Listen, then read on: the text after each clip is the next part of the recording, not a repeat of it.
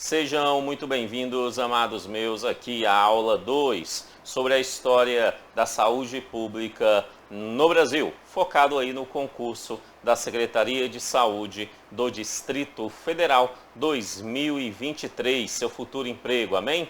Amém, Senhor, amém, amém, amém. Essa aula é focada aí então no concurso, tanto para agente comunitário de saúde, quanto também para o agente de vigilância ambiental em saúde, beleza? Tranquilo? Show, show, show. Mas antes de iniciar essa aula propriamente dito, eu tenho um aviso para você. Logo, aqui abaixo na descrição desse vídeo existe 4 links, preste bastante atenção. O link número 1 é o link de material em PDF de apoio a essa aula. Esse material aqui você consegue baixar ele no link número 1 aqui embaixo, beleza? Então é importante você baixar ele, ter acesso, imprimir, ter em PDF, fazer as suas respectivas anotações, irá ajudar bastante na compreensão sobre este assunto, tudo bem? O link número 2 é o link de uma playlist com videoaulas gratuitas. Lá você vai encontrar videoaulas gratuitas, tanto do Sistema Único de Saúde, que se aplica ao concurso de agente comunitário de saúde e também ao concurso de agente em vigilância ambiental em saúde, né? Você tem lá aulas do Sistema Único de Saúde, mas também você terá aulas da legislação aplicada à vaga de agente em vigilância ambiental em saúde, tá? Então a legislação específica também terá aulas gratuitas aí nesse link, no link número 2, tudo bem? Então link número 2, videoaulas gratuitas. Vai lá, dá uma olhadinha, me acompanhe as minhas próximas postagens. Eu sempre estarei colocando ali um bom número de videoaulas gratuitas focadas nesse concurso, beleza? Que atende aí as duas áreas de conhecimento, tudo bem? Beleza, tá? O link número 3 é o link do curso de Sistema Único de Saúde completo para os cargos de agente comunitário da saúde, beleza? Então o link número 3 é o link do curso completo para os cargos de agente comunitário em saúde do Distrito Federal, certo? E o curso completo de SUS para essa área está por apenas R$20. Para você ter acesso a esse curso completo, link número 3, tá? Link número 3. O link número 4 é o link do curso de Sistema Único de Saúde, mais legislação específica para os cargos de agente em vigilância ambiental de saúde do Distrito Federal, beleza? No link 4, então, você tem o curso de SUS mais legislação específica, certo? Tá? O valor desse curso está aí por R$50, R$50. SUS mais legislação específica. Todo o curso nos mesmos modelos das aulas que eu coloco gratuitamente aqui no YouTube. Beleza? Fechou? Show de bola. Você já sabe que existem os 4 links, vai lá, clica no primeiro, baixa o material em PDF, e aí vem com a aula aqui comigo e depois veja os demais links. Tudo bem? Beleza. Vamos iniciar os nossos trabalhos. Amados meus, essa é a aula número 2 sobre a história da saúde pública no Brasil. Na aula 1, nós estudamos lá o período colonial e estudamos também o período do Império, né? O período imperial brasileiro. Vimos a saúde pública durante esse período, respondemos exercícios sobre eles. Nessa aula número 2, nós vamos ver outros períodos. Nós vamos ver a Primeira República ou República Velha, tá? Depois nós vamos ver o período da Era Vargas. Depois nós vamos ver o período do governo militar ou ditadura militar, certo? Então nós vamos ver aí esses 3 períodos nessa aula que são extremamente importantes para você acertar uma questão na sua prova, beleza? Como eu disse, é muito importante conhecer cada período para assim acertar as respectivas questões, beleza? Então, bora lá, olha o material aí na tela, vem comigo, vem comigo.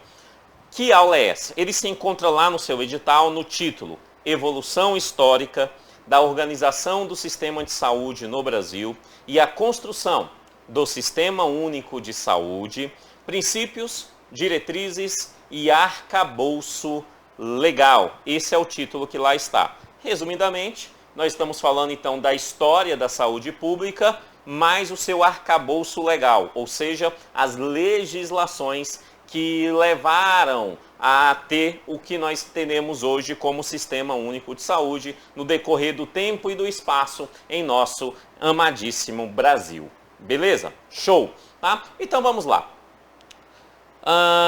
República Velha. República Velha.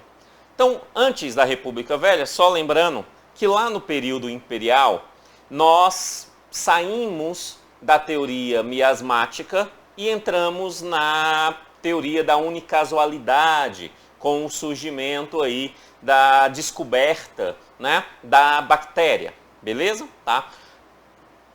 O período republicano, ele vem então dessa evolução científica. A descoberta da bactéria gera aí algumas outras ações, a descoberta de vacina, ainda no período imperial, gera algumas outras ações. Então, o período republicano, ele tem aí algumas demandas importantes que precisamos destacar, beleza? Então, olha lá, a República Velha vai então de 1889, com o início da República da Espada, até 1930, com o golpe de 30 que Vargas dá em nosso país, ok? Já sabíamos que existia a bactéria. Então, a era bacteriológica estava em pleno vigor, a era da unicasualidade das doenças, certo? Quando isso surge, ela passa a ser reforçada com uma nova ideia sobre saúde pública sanitária, que é a ideia da medicina higienista. Medicina higienista. A medicina higienista, ela busca melhorar a qualidade da vida urbana das pessoas, certo? Da vida urbana. Essa medicina higienista, ela é extremamente importante durante esse período, tá? Ela vai ter essa busca de melhoria urbana por alguns fatores. O primeiro fator, o próprio aspecto da saúde, mas esse não é o fator que mais interessa de fato durante a República. Por quê? Porque durante a República nós começamos a ter uma expansão de comercialização marítima, principalmente por conta do café, juntamente com a Europa e outros lugares no planeta. Se isso acontece, é necessário receber esses imigrantes e receber esses comerciantes do exterior em um local com uma condição adequada para recebê-los, certo? Daí a percepção que era necessário modificar a imagem do Rio de Janeiro, a imagem de Copacabana, que basicamente o que nós tínhamos durante essa região era aspectos como cortiços, igual aquele livro, O Cortiço, que eu sei que você leu, né? Onde você tinha pessoas morando em situações subhumanas e com uma visibilidade, uma imagem nada agradável aos olhos, ao olfato ou qualquer outro sentido. Portanto, há uma política higienista durante a República que é a expulsão de pessoas dessas áreas do litoral, primordialmente do Rio de Janeiro, para construir cidades adequadas ao receber estrangeiros, principalmente comerciantes, que vinham ao Brasil para negociar os seus respectivos produtos. Essa ação é chamada de política higienista, tá? Política higienista. Beleza? Show? Bom demais. A política higienista, ela é acrescentada logo em seguida com a vinda da vacina para o Brasil, né? Da vacina para o Brasil contra a varíola, né? Contra a varíola. E aí, já que já estava fazendo uma política higienista, né? O Estado brasileiro aproveitou e foi vacinar as pessoas contra a varíola. Porém, essa vacina ela passou a ser compulsória, obrigatória. E como era um elemento em tese novo para aquela comunidade, muitas pessoas se revoltaram à prática dessa vacina, gerando então em 1904, e lembre essa data que é extremamente importante, em 1904 a revolta da vacina. A população se revolta contra o Estado que estava obrigando eles a tomar a vacina e ao mesmo tempo estavam retirando eles das suas moradias para construir novas cidades. Isso vai acontecer em 1904. E como eu disse na aula 1, para a história da saúde pública brasileira, os examinadores, infelizmente, eles cobram as datas. Então é muito importante você saber as datas que eu citar aqui. Então é muito importante você saber que em 1904 é a data da revolta da vacina, tá? Da revolta da vacina. Beleza? Fechou? Show de bola, show de bola, tá? Então você tem essa política higienista, essa ação, aquela população que é expulsa, ela termina indo para os morros já tinham, né, iniciado ali ainda no período do fim da escravidão, certo? A região dos morros no Rio de Janeiro, das comunidades no Rio de Janeiro já tinha iniciado, essa população acrescentou e foi para lá também, e aí você tem esse tipo de situação. Durante esse período surge então uma percepção social da sociedade brasileira, o que nós chamamos de primeira reforma sanitária. Preste atenção. Há muita chance na sua prova cair a reforma sanitária. Só que existiram duas reformas sanitárias. A primeira e a segunda. A primeira e a segunda. A segunda se dará no período ali do governo militar, tá? Do governo militar, certinho? O examinador ele pode separar, falar assim, primeira reforma sanitária. Se ele falar primeira reforma sanitária, nós estamos falando então do período republicano. E se ele citar a segunda reforma sanitária, ele está falando então do período do governo militar, beleza?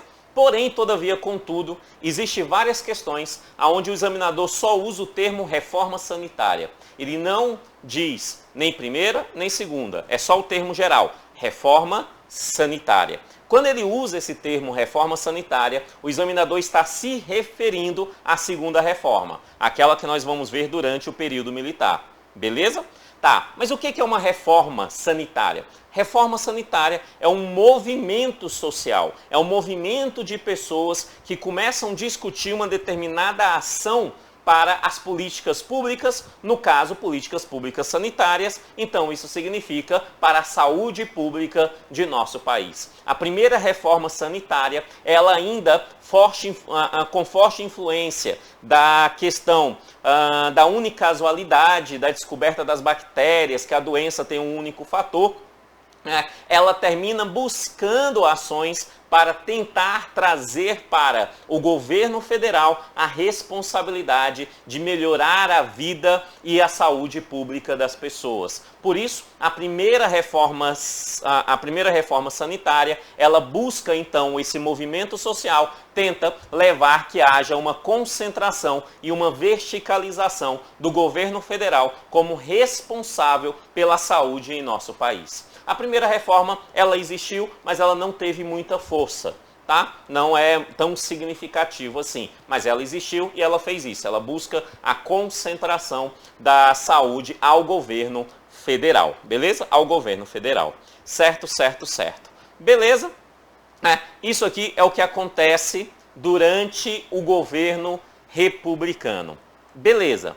Mas, no final do governo republicano, mais especificamente em 1923, essa data é muito importante que você lembre. Em 1923, mais especificamente dia 24 de janeiro de 1923, mas você tem que lembrar é o ano, tá? Em 1923, é aprovado no Brasil e entra em vigor no Brasil o Decreto Legislativo 4.682. Esse decreto, lembra do tal arcabouço legal que o edital diz? Aqui é uma das principais legislações do arcabouço legal, beleza? Esse decreto institui o que ficou conhecido como Lei Eloy Chaves, ou Lei Eloy Chaves. Essa lei já caiu muito em provas anteriores e sim, continua tendo muita possibilidade de cair. Ela pode ser cobrada desde uma questão bem simples, como ela pode ser cobrada de uma forma mais complexa. O que essa lei é?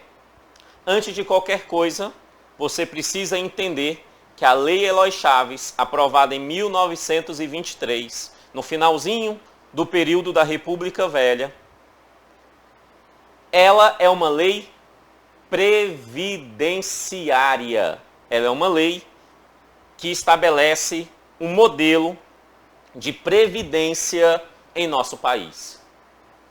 Mas ela não é a primeira lei previdenciária, não. Mas ela é a primeira lei previdenciária que estabelece um modelo de organização administrativa e econômica de manutenção da previdência a qual ela cita. Então, pela primeira vez, a previdência em nosso país é sistematizada. Professor, mas o que tem a ver a previdência com a saúde pública? Muito simples. Porque quando se cria a lei previdenciária, se cria então a saúde previdenciária. A saúde previdenciária é a primeira ação não sanitária que o governo federal vai regulamentar sobre a saúde da população brasileira, mais especificamente nesse caso, a saúde previdenciária dentro dessa perspectiva. Então, a Lei Eloy Chaves é um marco para a saúde pública brasileira. A Lei Eloy Chaves é o marco que, pela primeira vez, sistematiza a saúde pública em nosso país. Beleza? Então, é algo extremamente importante que você saiba. E o que essa lei faz? Essa lei estabelece, então, uma permissão às empresas ferroviárias. Não é para todas as empresas, não. É somente as empresas ferroviárias. Dá uma permissão às empresas ferroviárias de criarem as suas respectivas caixas de aposentadorias e pensão. Caixa de aposentadoria e pensão. Ou simplesmente CAP, CAP, CAP, Caixa de Aposentadoria e Pensão. Então essa lei permite que as empresas ferroviárias criem as suas caixas de aposentadoria e pensão. E o que é essa CAP? Eu percebo claramente que muitos candidatos erram questões de Sistema Único de Saúde e de legislação de saúde no âmbito geral, inclusive da história da saúde pública, porque não compreende as terminologias. Então isso significa que é muito importante você compreender a terminologia para poder melhor aplicá-la no decorrer da sua prova. Quando nós falamos em uma caixa, no caso caixa de aposentadoria e pensão, caixa, nós estamos falando de uma conta bancária. Uma CAP é uma conta bancária, entendeu? Então, caixa é uma conta bancária. O que é essa conta bancária? Muito simples. A Lei Eloy Chaves permite, não obriga, mas permite, apenas permite, não é obrigatório, mas permite que as empresas ferroviárias criem a sua própria CAP, a sua caixa de aposentadoria e pensão. E o que tem nessa CAP, nessa caixa, nessa conta bancária? Uma forma gerencial da empresa manter a sua previdência. Ou seja, dentro dessa caixa de aposentadoria será colocado dinheiro nela. Quem é que vai colocar dinheiro na CAP? A forma de financiamento da CAP é bipartite, ou seja, dinheiro da CAP irá vir de duas áreas específicas. A primeira área específica é da própria empresa. Então a empresa vai colocar recursos financeiros na caixa a qual ela administra. E a segunda fonte de recurso para a CAP é o trabalhador. Então, o trabalhador daquela empresa vai colocar também recursos dentro daquela respectiva CAP. Então, esse fundo, esse dinheiro colocado nessa conta bancária chamada CAP, irá servir para duas coisas. A primeira coisa, garantir uma previdência a esses respectivos trabalhadores. E a segunda coisa, garantir uma saúde previdenciária a esses respectivos trabalhadores. Então, a CAP financiava a saúde, aspectos voltados para a saúde dos trabalhadores daquela respectiva empresa. Então, a CAP ferroviária A, da empresa ferroviária A, quem é que tem direito à previdência e à saúde previdenciária? Os trabalhadores daquela empresa ferroviária A. Se a empresa ferroviária B quiser ter também previdência, que a B cria sua própria CAP. E assim sucessivamente. Beleza? Quem é que estabelece isso? A Lei Eloy Chaves. Em 1923. De boa isso? Tranquilo. Só que olha o que acontece. A ideia do governo da CAP deu tão certo nesse primeiro momento que outras empresas de outras áreas também quiseram criar as suas próprias CAPs. A partir daí, outros decretos legislativos foram sendo criados. Tá? Outros decretos, certo? Ali, esse decreto aqui, em 1926, que aí passa a permitir que as empresas portuárias e marítimas criem as suas CAPs. Então, a primeira foi a dos ferroviários, a segunda dos portuários e marítimos, você tem que lembrar disso. A terceira, dos telégrafos e radiotelégrafos. A quarta, dos serviços de força luz e bonde, já em 1930, já no final do período da República, né, a serviços de força luz e bonde, né, as empresas que trabalhavam com isso também poderiam criar suas próprias CAPs através de um financiamento bipartite, que está no tópico 7 aí, ó, financiamento bipartite, que é mantido pelos trabalhadores e empregadores. Beleza? Entendemos? Ok. Então, quando a gente pensa na República Velha, nós temos que lembrar, ainda estamos num período bacteriológico, com uma percepção da unicasualidade.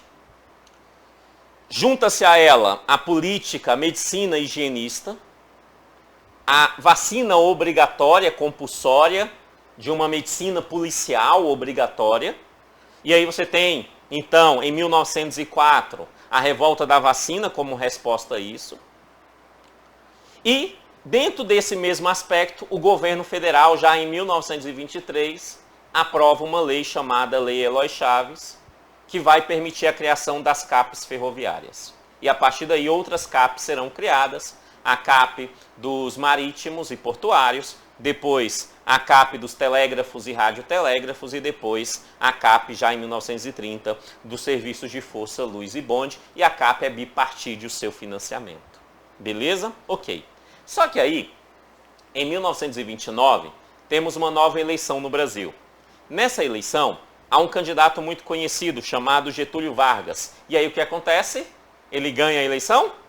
Isso mesmo, ele perde a eleição. Eu sei que você sabe que ele perdeu, porque eu sei que você sabe a história do nosso país, não é possível.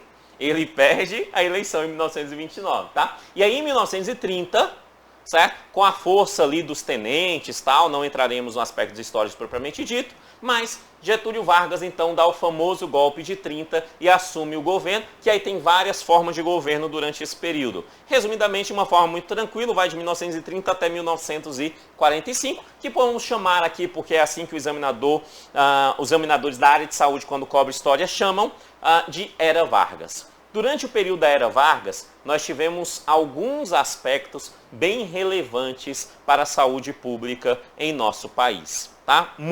Alguns aspectos bem relevantes. O primeiro aspecto bem relevante é que o governo Vargas, pela primeira vez na história de nosso país, dá à saúde pública um status ministerial.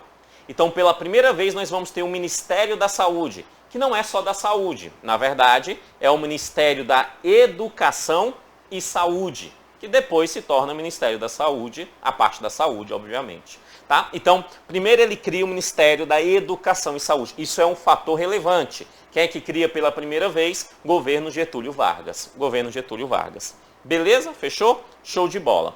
Só que Getúlio Vargas, ele foi um presidente ditador, muitos diriam, e eu concordo muitas vezes com um aspecto ditatorial de Getúlio Vargas, mas ele teve algumas ações políticas que fundamentaram muitos políticos pós ele, que a gente chama então de populismo.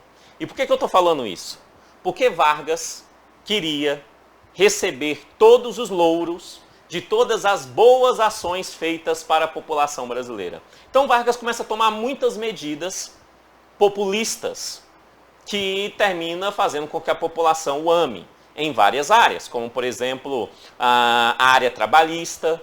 Então ele institui a CLT, a consolidação das leis trabalhistas, a carteira de trabalho, entre outras coisas. Inclusive, o examinador gosta muito de confundir direitos trabalhistas com direitos previdenciários e, obviamente, da saúde previdenciária durante esse período. Já deixo claro, direito trabalhista é uma coisa, previdenciária é outra coisa. Vamos melhorar esse argumento na terceira e última aula da história da saúde pública em nosso país, quando eu estiver respondendo várias questões, e aí terá questões que a gente vai perceber que alguns aspectos são trabalhistas e o examinador tenta confundir com a questão previdenciária. E não podemos ser enganados pelo examinador. Uma coisa é trabalho, legislação trabalhista, outra coisa é previdenciário, e no caso aqui a previdência, a saúde previdenciária. Beleza? Ok. Então Vargas faz muitas coisas nesse sentido. Inclusive, ele também traz a previdência para essa ação, para que o povo ame. Então Getúlio Vargas, ele tem uma percepção política que ele faz o seguinte, preste atenção. Iniciando a ação, mais especificamente em 1933, 3 anos depois do golpe, 10 anos depois da Lei Eloy Chaves, porque a Lei Eloy Chaves foi em 1923. Então, em 1933, Getúlio Vargas extingue as CAPs, as Caixas de Aposentadorias e Pensões. Ele fala, as CAPs já não existem mais, porque a partir de agora, eu, no auge da minha bondade de um grande governante, eu estou instituindo as IAPs. No plural também, ó, IAPs. Os IAPs, os Institutos de Aposentadoria e Pensões. Preste atenção. Uma coisa era a Caixa era uma conta bancária. O Instituto não é uma não é uma conta bancária. O Instituto é uma instituição governamental, mais especificamente uma autarquia governamental. Então todos os institutos criados através das IAPs são autarquias, autarquias que irão trabalhar com previdência social. São institutos que irão trabalhar com previdência social. Então, primeiro, ele passa a ser o responsável, através das autarquias, a ofertar essa tal previdência, e, obviamente, a previdência, a saúde previdenciária. Quando Vargas exerce esse tipo de ação, ele cria, então, essas IAPs a partir de 1933, e aí ele muda o mecanismo da organização sistemática do financiamento da Previdência, que era da forma da CAP. Ele passa agora transformando essa estrutura, tirando uma perspectiva de financiamento bipartite para um financiamento tripartite. Repito, para um financiamento tripartite, e é assim até hoje. Ainda hoje o financiamento é tripartite. Quando a gente fala em Seguridade Social, o financiamento, não estou falando na gestão. A gestão, conforme a Constituição Federal da Seguridade Social, é quadripartite, beleza? Mas o financiamento, os recursos, é tripartite ainda hoje. Então, das IAPs até hoje é tripartite. Beleza? E o que ele faz? Ele diz o seguinte, então ele vai lá, ó, 1933, ele cria uma IAP. A primeira IAP que ele cria é a IAP dos marítimos. Então, a IAP-M é a primeira, em 1933. Depois dessa, outras foram sendo criadas. A IAP dos comerciários, depois a IAP dos bancários, depois a IAP dos industriários, depois a IAP para os servidores do Estado e depois a IAP para os empregados de transportes e cargas. Então ele vai criando várias IAPs a partir desse tempo. O que a gente tem que lembrar é primordialmente a primeira e o nome da segunda. A segunda é dos comerciários e a primeira foi dos marítimos e a data da primeira, que foi em 1933. E o que ele faz a partir de agora? Primeiro, a Caixa não existe mais, agora é a IAP.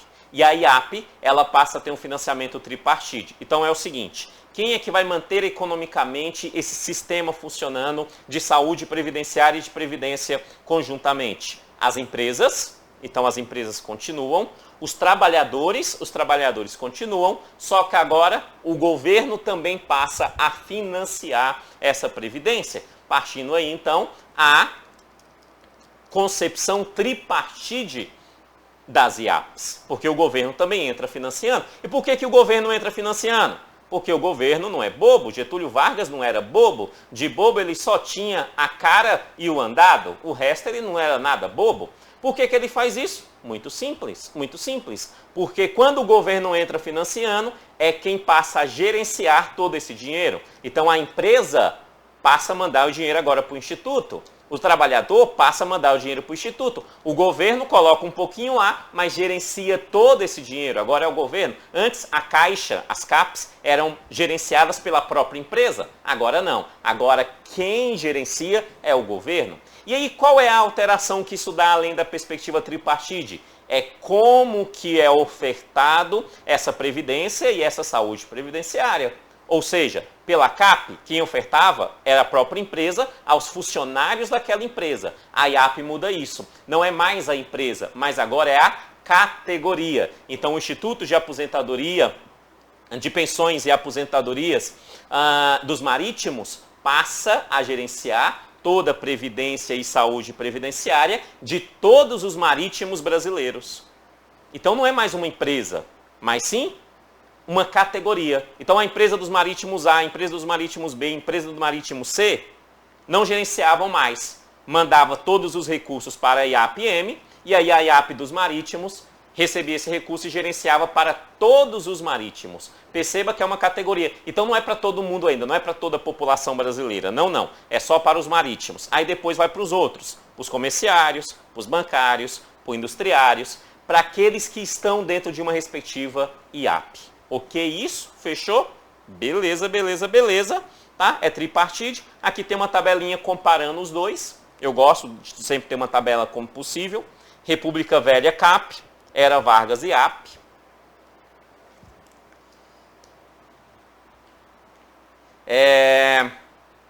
Na República Velha, eram os empregados de empresas, começando pelos ferroviários. Na IAP era categoria profissional específica, começando pelos marítimos. O financiamento da CAP é bipartite, empresas e empregados. Da IAP é tripartite, empresas, empregados e governo. Empregados e governo. Beleza? Show? Bom demais. Mas o tempo, isso aqui aconteceu durante o governo de Getúlio Vargas. Mas o tempo passa, o tempo voa e a poupança Bamerindos continua numa boa. O tempo aqui passou e aí nós tivemos vários outros governos populistas pós-Vargas, vários, certo? Que não mudou nada durante a perspectiva da saúde pública que costuma se cair em prova, então não iremos comentar. Até que então, em 1964, por conta de diversos mecanismos, várias conjunturas, levaram então ao Brasil ao período do governo militar. iniciando em 1964. O governo militar, ele tinha dentro da sua estrutura primordial, por vários motivos também, que não entrarei aqui no mérito, mas ele tinha dentro da sua estrutura primordial a ideia de um governo forte, de um governo centralizado, de um governo central, de um governo nacional. Toda gerência durante o período militar vai ser colocado dentro de uma perspectiva nacionalista, onde o governo nacional, o governo central, gerencia todos os aspectos da vida do povo brasileiro. Entre todos esses aspectos, nós temos, obviamente, o aspecto previdenciário. Então, durante esse período, mais especificamente, perceba que já mudamos o período, estamos agora no período do governo militar. Mais especificamente, em 1966, o governo militar acaba, extingue todas as IAPs. Todas aquelas IAPs que o governo Vargas criou, o governo militar foi lá e falou assim, acabou, quero mais não. Por quê? Porque agora precisamos centralizar esse poder em nossa mão. O governo em nossa mão. Então vou extinguir todas elas e vamos criar. E eles criaram em 1966. Lembre-se da data. O Instituto Nacional de Previdência Social, o famosíssimo INPS. Em 1966, ele cria o INPS. O INPS. O INPS passa a ser responsável, então, pela Previdência. Mas preste atenção. Passa a ser responsável pela Previdência de todos os trabalhadores formais. Entenda, trabalhadores formais, para fins de prova, os seletistas, aqueles que têm uma carteira de trabalho fichada. Tem carteira de trabalho, é trabalhador formal. Então o INPS passa a ofertar uma previdência social a todos os trabalhadores formais, todos aqueles que têm uma carteira de trabalho fichada. Beleza? A forma de financiamento do INPS continua tripartite. Então as empresas, todas as empresas no Brasil mandam recurso, todos os trabalhadores mandam recurso e o governo federal também coloca algum recurso lá para gerenciar isso. Certo? O INPS também é uma autarquia, só que agora é uma autarquia central, uma única autarquia que é responsável por essa previdência e pela saúde previdenciária dos trabalhadores formais. Deixa eu ser mais claro em um detalhe que é importante, que eu já vi cair em prova. Quando eu falo trabalhador formal, não entra no termo trabalhador formal o trabalhador rural. Beleza? Por quê? Porque trabalhador rural, ainda hoje, não é seletista. Não se aplica a ele a CLT. Existem legislações trabalhistas para a área rural. Naquele período também a CLT já não se aplicava a eles. Portanto, o INPS não atendia os trabalhadores rurais. Ele atendia os trabalhadores formais no sentido de ter uma carteira de trabalho assinada, seletista. Fechou isso? Tranquilo? Ok. Então o INPS passa a ser responsável por essa previdência, tá tudo certo, tá tudo muito bom. Só que em 1977, o governo militar, por alguns motivos, precisa fazer uma reestruturação governamental. E dentro dessa reestruturação, o governo militar cria um sistema, cria o SIMPAS. Em 1977, ele cria o SIMPAS, o Sistema Nacional de Previdência e Assistência Social. Preste atenção. O termo CAP, Caixa, se refere a uma conta bancária. Beleza. O termo instituto, tanto nas IAPs quanto no INPS, significa um estabelecimento governamental, Um local que tem prédio, que tem portaria, que tem placa escrita assim, ó, Instituto Nacional de Previdência Social. Você pode ir lá, tem presidente, você fala com as pessoas, tem funcionários. É isso que é um instituto. Beleza? Quando nós falamos em Simpas, Simpas não é instituto. Simpas também não é uma conta bancária. Simpas é um sistema, igual é o SUS hoje. O SUS é um sistema. Beleza? Igual é o SUA, Sistema Único de Assistência Social. É um sistema. E o que é um sistema? Um sistema é um conjunto de ações e serviços realizados por diversas instituições para atender um determinado fim. No caso do Simpas, o determinado fim era para atender a previdência social e a assistência social. Entenda essa previdência social, obviamente, também o campo da saúde, porque a saúde era previdenciária. Beleza? Então esse sistema era para isso, igual o SUS é hoje para a saúde. O Simpas era para a previdência, inclusive a saúde previdenciária, e para a assistência social. O governo militar cria o Simpas em 1977. Data importante. E por que é importante, professor? Muito simples. Porque em 77, juntamente com o Simpas modifica toda a estrutura do governo federal no campo da previdência e assistência social. Então, juntamente com o Simpas, é criado um novo instituto. Um novo instituto. É criado também em 77, juntamente com o Simpas, o INAMPS. O famosíssimo INAMPS.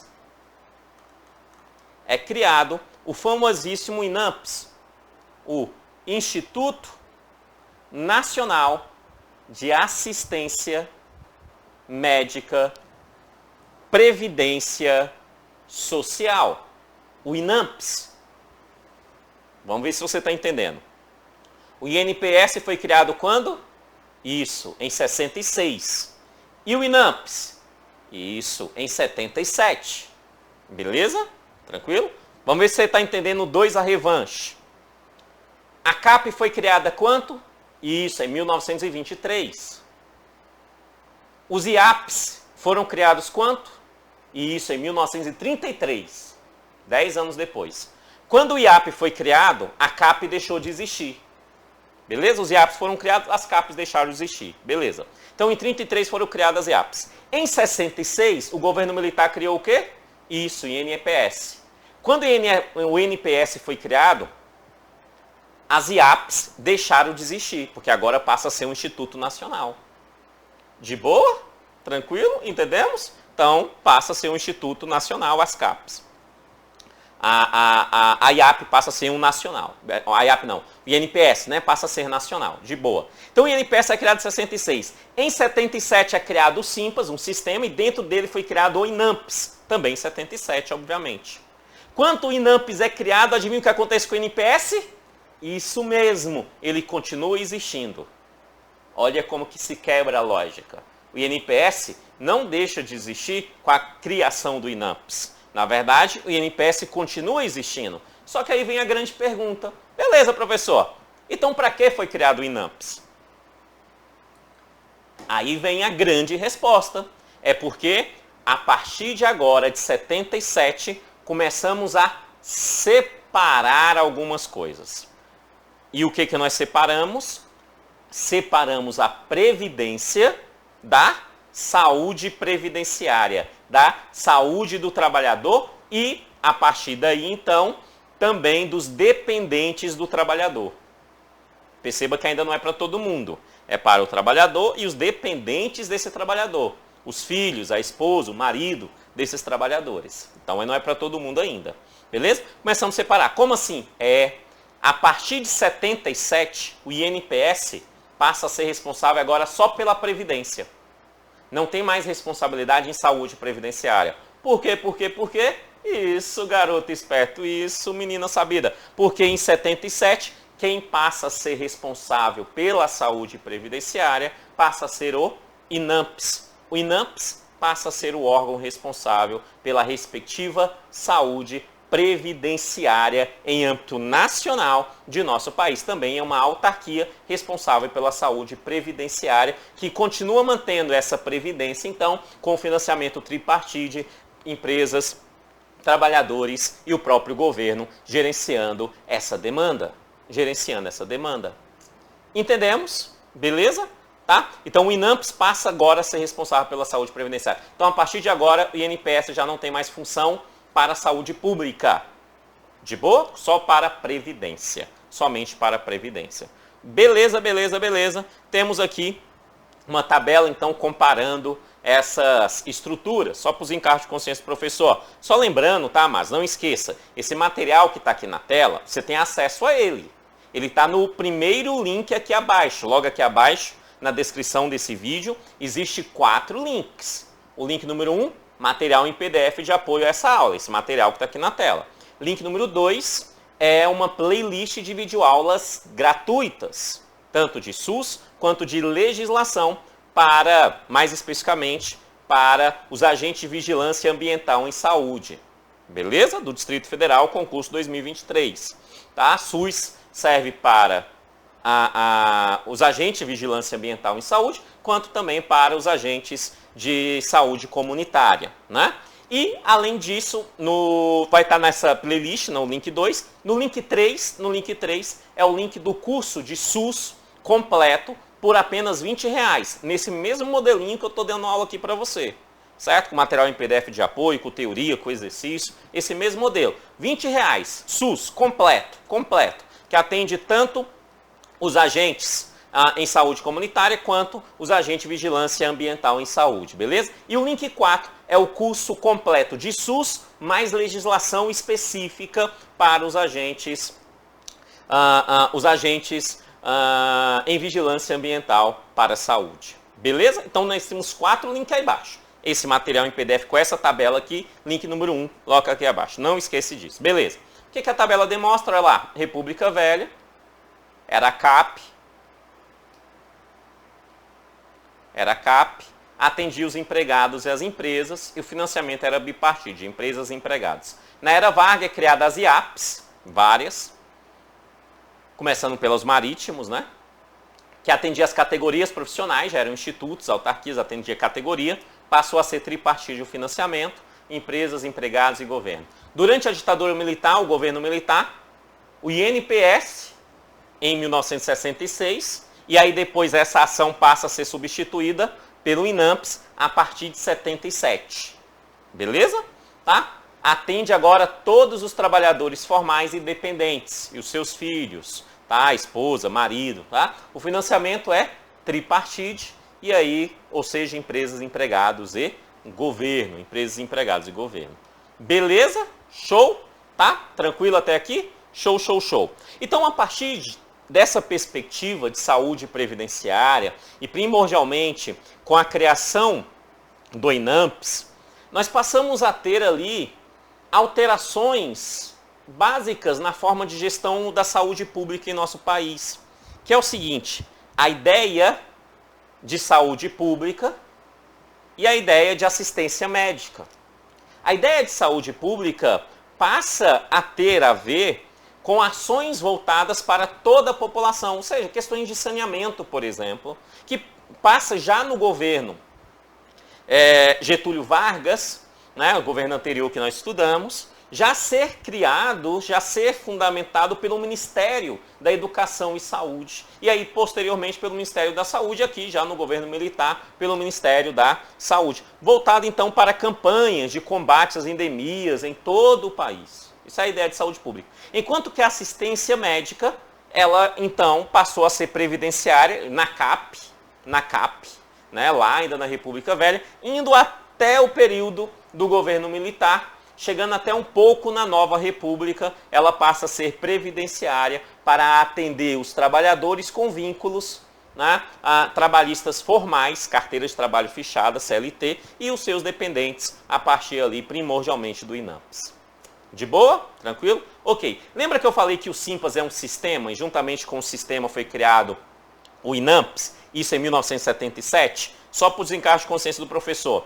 Juntamente com o INAMPS, o SIMPAS manteve o INPS, como eu disse, criou também o IAPAS, que era para uma questão previdenciária, financiamento previdenciário, criou o INAMPS, que passou a ser responsável pela saúde, criou a LBA, Legião Brasileira de Assistência, responsável pela assistência social, criou a FUNABEM, a famosa FUNABEM, que era a Fundação Nacional do Bem-Estar do Menor, criou a DataPrev, que existe até hoje, a DataPrev, que é um mecanismo de controle de atividades previdenciárias, igual o SUS tem o DataSUS, a Previdência tem a DataPrev. E até hoje é um mecanismo de controle de banco de dados, né, de informações. Óbvio que naquela época era tudo papel, arquivo em papel, hoje é tudo eletrônico, né, tudo digitalizado, certinho? Então você tem aí. E o SEMI, Central de Medicamentos, isso tudo aqui foi criado no SIMPAS, porque o SIMPAS era um sistema, igual é o SUS hoje, era um sistema com várias coisas. O que a gente tem que lembrar primordialmente, que o NPS continua existindo e o INAMPS foi criado. É isso que a gente tem que criar primordialmente e o INAMPS passa a ser responsável pela saúde previdenciária. Ok. Tá. Vamos conversar um pouquinho sobre o INAMPS então.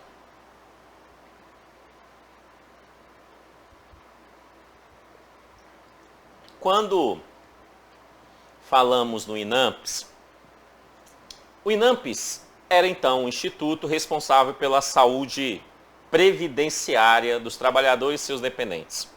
Como que o INAMPS atendia isso? O INAMPS tinha uma estratégia, e a estratégia era a seguinte: existia algumas ações realizadas diretamente pelo governo, pelo poder estatal. Então, o poder estatal tinha ações de saúde pública, beleza? Para atender a saúde do trabalhador e dos seus dependentes. Não era para todos, era o trabalhador e seus dependentes.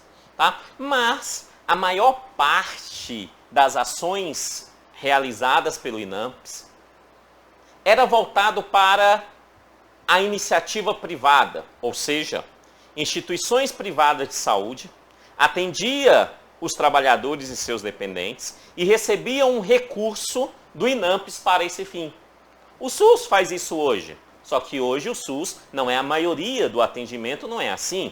São algumas situações, mais para frente vamos conversar melhor sobre isso, tá? Mas aquela época era a maioria, era o INAMPS, tá? E naquele período essas instituições de saúde, boa parte delas, prestavam uma saúde péssima a esses trabalhadores. E além de prestar uma saúde péssima, tinha muita corrupção encontrada dentro dessa estrutura dos recursos públicos que o INAMPS enviava para essas empresas privadas para prestar serviço. Só para você ter ideia, eu gosto muito desse exemplo, durante esse período a ciência médica brasileira foi uma das melhores do mundo, porque durante esse período, só para você ter ideia, homens tiveram filhos.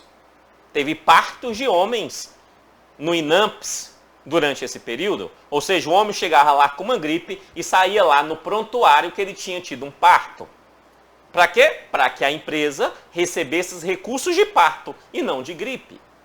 Para você ter ideia, a quantidade da malandragem que existia durante esse período. Então o INAMPS até atendia, mas não atendia tão bem. Um período foi melhor e aí foi passando o tempo, foi piorando esse período aí do INAMPS. Beleza? Fechou? Ok. E aí, já no final, então, desse período militar, o governo militar começa a tirar as medidas ditatoriais que ele tinha. Por exemplo, o AI-5 já não se aplicava mais. Então, a população já passou a ter mais direito à voz. Beleza?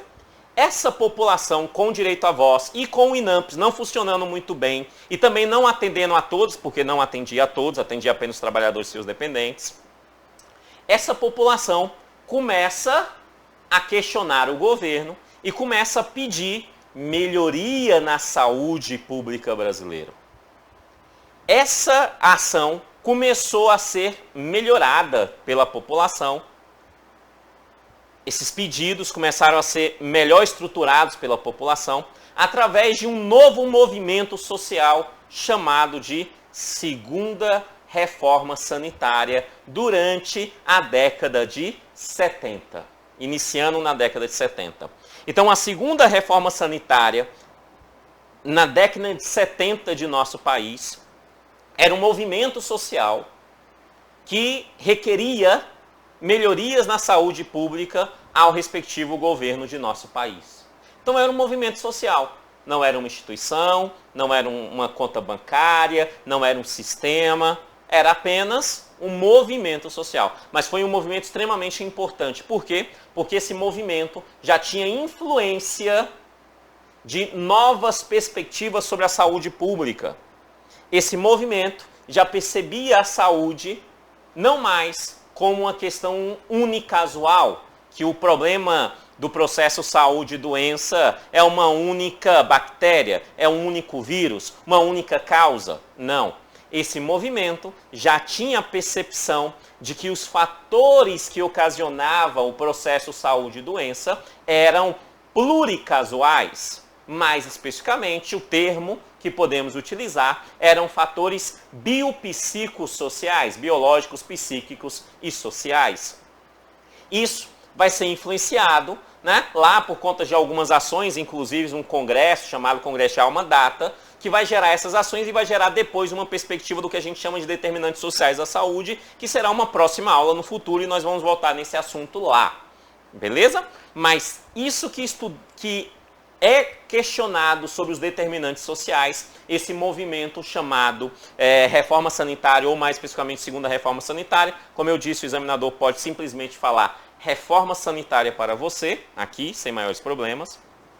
Esse movimento gera uma perspectiva de tentativa de mudar a saúde pública no Brasil. Então esse movimento começa a criar os fundamentos daquilo que será no futuro o Sistema Único de Saúde. Beleza? Então, por isso ele foi muito importante. Certo? Ele começa a criar os fundamentos para aquilo que a posteriori será o Sistema Único de Saúde. Então, o governo militar, ele passa a ter problemas. Ele passa a ter problema porque o atendimento de saúde não é muito bom, outras áreas do governo também não estavam muito bom. A população começa a pedir, porque o período ditatorial mais brabo acabou, então a população começa a reclamar muito e pedir muita coisa, inclusive da saúde. Então o governo militar, numa tentativa de fazer uma redemocratização onde que eles não fossem punidos por atos que possivelmente cometeram de forma ilícita, começam a criar mecanismos para fazer uma redemocratização, mas de uma forma indireta, e essa redemocratização passasse então a respeitar e manter ali os direitos dos militares pós a redemocratização. E para isso ele começa a tomar algumas ações, entre elas, começa a tomar medidas paliativas para deixar o povo mais calmo. Entre essas medidas paliativas, algumas dessas medidas estão dentro da saúde pública, que é a que nos interessa. Então vamos entender. Reforma sanitária rolando, década de 70, não esquece disso. Década de 70 inicia a reforma sanitária, tá? Com isso, começa a acontecer algumas coisas. Primeira coisa, em 1976, o governo militar, para minimizar as reclamações dessa população através da reforma sanitária, desse movimento, primordialmente, institui um programa de ação. Um programa é uma ação. Fala assim, nós vamos fazer isso, é um programa, beleza? Não é um sistema, não é uma caixa, não é um caixa, não é um instituto, é um programa. Um programa chamado de Programa de Interiorização das Ações de Saúde e Saneamento, mais conhecido como PIAS. Programa de Interiorização das Ações de Saúde e Saneamento, que tinha como objetivo primordial, pelo menos teoricamente, na prática não aconteceu muita coisa, mas teoricamente era levar saúde para a população mais pobre de nosso país, com foco nas periferias e com foco nas áreas do interior brasileiro, nos municípios do interior do país. Então essa era a intencionalidade, certo? Que na prática não aconteceu muito bem não, mas você tem que lembrar que em 1976, como resposta ao próprio movimento da reforma sanitária, o governo militar institui o Programa de Interiorização de Ações de Saneamento. Beleza? Tranquilo? Ok. Outro fator muito importante, em 1981, ainda no governo militar, também por conta do barulho que a reforma sanitária estava fazendo, e por conta da corrupção que estava acontecendo dentro do INAMPS, o governo militar tem uma ideia e fala assim, beleza, para minimizar essas ações e dar uma certa melhorada nos gastos do INAMPS, nós do governo militar vamos criar, e eles criam em 1981, o Conselho Consultivo de Administração de Saúde Previdenciária, o CONASP. E qual é a intenção do CONASP? Muito simples. A intenção do CONASP era gerenciar melhor os recursos financeiros que o INAMPS mandava para as empresas privadas que prestavam o respectivo serviço. Fiscalizar isso, evitar que continuasse tendo corrupção dentro desse meio, tá? Outra medida paliativa que deu algum resultado no início, mas depois não gerou grandes resultados para a sociedade, mas você tem que lembrar que em 1981 o governo militar institui o CONASP com essa intenção de evitar então a corrupção que acontecia dentro do INAMPS, Beleza? Tranquilo? E por fim, mas não menos importante, a última grande ação do período militar na saúde pública brasileira, depois de ter escutado muito o movimento da segunda reforma sanitária, o governo militar começa a querer colocar em ação aquilo que a reforma sanitária pedia. E o que a reforma sanitária pedia? A reforma sanitária pedia descentralização, pedia participação da comunidade na organização da saúde pública, pedia a universalidade da saúde pública. Então, o que a reforma pedia é aquilo que nós temos no SUS hoje. O governo militar, no finalzinho, mais especificamente em 1983, no finalzinho, ele escuta o que a reforma pede e aí ele vai lá e cria ações integradas de saúde. O que ele faz então? Ele cria meio que o caminho para que futuramente possa vir ter um SUS. Mas, nesse primeiro momento, é algo muito básico, sem muito aprofundamento nisso, tá? Então ele já começa a querer ter participação dos estados nesse modelo, uma descentralização da saúde. Não é fato, não acontece a descentralização, mas as ações integradas em 83 já pretendem fazer isso e começa a criar mecanismos para esse fim, tá? Começa a tentar gerar convênios pela primeira vez ali, né, para ofertar saúde para toda a população. Já começa, né, tentar fazer isso no finalzinho do governo militar com o AIS. Então, ó, já queremos tentar atender a todos, não mais só os trabalhadores. Certo? O AIS já começa a tentar fazer isso, não consegue no primeiro momento, mas começa a tentar fazer isso também. Certo? É óbvio que essa ação, aquele grupo da iniciativa privada que recebia muitos recursos do INAMPS, começaram a questionar essas ações, querendo manter a mamata que tinha anteriormente. Beleza? Então você tem que lembrar todas essas datas. AIS em 1983, né? CONASP em 81, PIAS em 76, beleza? O PIAS é, inclusive, um ano antes do SIMPAS, tá? O SIMPAS é em 77, então é um ano antes do INAMPS, que também é 77, ok? Ok. Então vamos responder algumas questões sobre esse aspecto aqui da história, né? Ok. Questão 1 fala assim: sobre a saúde no Brasil durante a República Velha, marque o item correto. Só temos uma correta aqui, vamos achá-la. Letra A. Foi publicado o Decreto Legislativo 4.682, de 24 de janeiro de 1923, Lei Eloy Chaves, que consolida a base do sistema previdenciário brasileiro com a criação das caixas de aposentadorias e pensões, dando início à assistência médica previdenciária. O item A está correto, né? Já encontramos a correta aqui, ó. Em 23 foi criada a Lei Eloy Chaves, e ela institui a assistência médica previdenciária com a permissão da criação das CAPs, das Caixas de Aposentadorias e Pensões, e a primeira foi a dos ferroviários. Letra A está correto, já encontramos a correta, vamos ver por que as outras estão erradas. B. Foi publicado o decreto dia 23, Lei Eloy Chaves, que consolida a base do sistema previdenciário brasileiro com a criação das Caixas de Aposentadorias e Pensões, não tendo nenhuma responsabilidade no campo da saúde. Errado. Por quê? Porque é saúde previdenciária. Então tem responsabilidade sim, fazendo o item ficar errado. C. A primeira caixa de aposentadorias e pensões, instituída pela Lei Chaves, foi para os empregados portuários e marítimos. Não, portuários e marítimos foi a segunda. A primeira foi dos ferroviários. D.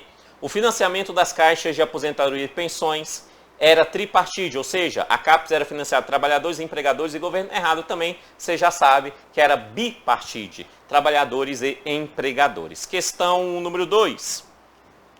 Sobre a saúde no Brasil durante a era Vargas, marque o item correto. Só uma correta aqui, vamos achá-la. A. Institui o Ministério, Getúlio Vargas, né? Era Vargas. Institui o Ministério da Educação e Saúde, responsável por combater as doenças transmissíveis e endemias e por aplicar o Sistema Único de Saúde. Amados, Sistema Único de Saúde, regra real, só a partir de 88, só com a Constituição Federal. Antes nós tivemos algumas ações que geraram um mecanismo de melhoria para o SUS, mas SUS mesmo só com a Constituição de 88. Sendo assim, letra A errada. Queremos a correta, não é essa. B. Em 1933, as caixas de aposentadorias e pensões são substituídas pelas autarquias federais identificadas por Institutos de Aposentadoria e Pensão, IAPs. Em 1933, cria-se então as IAPs. Com a assistência médica prestada aos trabalhadores, assistência médica previdenciária, que exercia uma atividade remunerada de determinadas categorias profissionais específicas. Então, os IAPs foi em 1933, substituindo as CAPs para atender uma assistência médica previdenciária para categorias profissionais específicas. O item está correto, a primeira foi a dos marítimos, né? Fazendo assim o item B, seu item correto, encontramos a correta, o item B. Vamos ver porque as outras estão erradas. C. O primeiro Instituto de Aposentadoria e Pensão, instituída pelo governo Vargas, foi para os comerciários. Não, né, amados? Foi para os marítimos, comerciário foi a segunda. Então, errado aí, comerciários não. D. O financiamento dos institutos de aposentadorias e pensões era bipartite, não, era tripartite. Tripartite, errado também. Vamos para a questão 3, fala assim.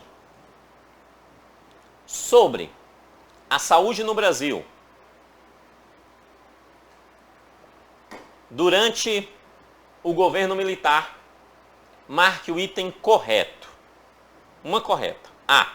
Em 1966, cria o Instituto Nacional de Assistência Médica Previdenciária Social, o INAMPS. INAMPS foi em 77, já está errado aí. Foi em 77. 66 cria o INPS. Errado então, não é ela. B. Em 1977, cria o Sistema Nacional de Previdência e Assistência Social, SIMPAS, beleza. Que retira as ações de assistência médica do Instituto Nacional da Previdência Social, INPS, ao criar a autarquia Instituto Nacional Assistência Médica Previdência Social, o INAMPS, ok, que passa a ser responsável pela assistência médica dos segurados, da Previdência e seus dependentes, ok, inclusive aos trabalhadores rurais através do Fundo Rural. Esse finalzinho faz o item ficar errado, porque como eu disse, trabalhador formal, nós estamos falando de CLT, e trabalhador rural não tinha CLT. Os trabalhadores rurais tinham uma previdência chamada Fundo Rural, tá? Fundo Rural, que iniciou dando metade de um salário mínimo de aposentadoria para esses trabalhadores, certo? Por quê? Porque não havia contribuição previdenciária para isso, certo? E o Fundo Rural era outra coisa, o Fundo Rural nunca deu ali previdência, saúde previdenciária, não. Tá? Fundo Rural estuda-se mais lá na Previdência, mas de vez em quando cai aqui na saúde tentando nos confundir. Tá? Então, Fundo Rural não, o item B está errado por conta disso. C. A autarquia, Instituto Nacional, Assistência Médica Previdenciária Social, INAMPS, oferecia serviços médicos de alta qualidade. Privilegiaram o setor privado com compra de serviços e assistência médica e fornecendo a eles empréstimo e convênio tanto com instituições públicas quanto instituições privadas. Amados, de alta qualidade? Não, né? Não é alta qualidade. Certinho? No primeiro momento poderia até ter alguma qualidade, mas alta qualidade de fato nunca existiu. Certo? D. Errado também. D. No final do governo militar, o Instituto Nacional da Previdência Social Quer que eu continue? Preste atenção nas datas, o examinador te cobra muito isso. Você tem que prestar atenção para não cair na do examinador. Ó, ele fala assim, ó, no final do governo militar, o INPS no final do governo militar tinha alguma função previdenciária? Ou melhor, alguma função de saúde previdenciária? Não. Se o item não estiver falando só de previdência, vai estar errado. Porque saúde previdenciária no final já era o INAMPS. Então preste atenção. Ó, adotou a medida do fim da exigência de carteira de segurado do INAMPS. Amados, quem fez isso foi o INAMPS e não o INPS. Fazendo assim o item ficar errado, tá? O item ficar errado. E, na década de 1970, inicia a segunda reforma sanitária. O examinador pode chamar só de reforma sanitária. Inicia a reforma sanitária, ok. Que nasceu da luta contra o governo militar com o tema saúde e democracia, ok. Foi um movimento sem vínculo partidário. Em tese, sim. Em tese, sem vínculo partidário. E que engloba as ações de diversos setores relacionados à saúde, educação e renda. O item está correto, tá, Márcio? Por que saúde, educação e renda? Porque passa-se a ter pluricasualidade a questão do processo saúde e doença. Fatores biopsicossociais, passa a ter uma nova percepção sobre saúde pública, quebrando aquela percepção da unicasualidade. Que nos determinantes sociais de saúde vamos estudar isso melhor. Tá? Então, o item E é o item correto. Encontramos o item correto aqui da questão número 3, né? Da questão número 3, é o item E. Vamos à questão de número 4, olha o que ele diz. Sobre a saúde no Brasil, durante o governo militar, marque o item incorreto. Só temos uma errada. A. Cria, em 1976, o Programa de Interiorização das Ações de Saúde e Saneamento, o PIAS. Tinha como objetivo levar a assistência à saúde à população carente. Correto. A, correto. B, 76, tá? B. Cria o Conselho Consultivo de Administração de Saúde Previdenciária em Decreto 86.329 de 81, foi 81 mesmo, para racionalizar ações de saúde que atuou sobre a racionalização das contas com os gastos hospitalares. Serviço contratado com o Instituto Nacional de Assistência Médica Previdência Social, o INAMPS, foi com o INAMPS mesmo, tentando conter custos e combater fraudes. O item B está correto aí sim, foi em 81 que isso aconteceu, beleza?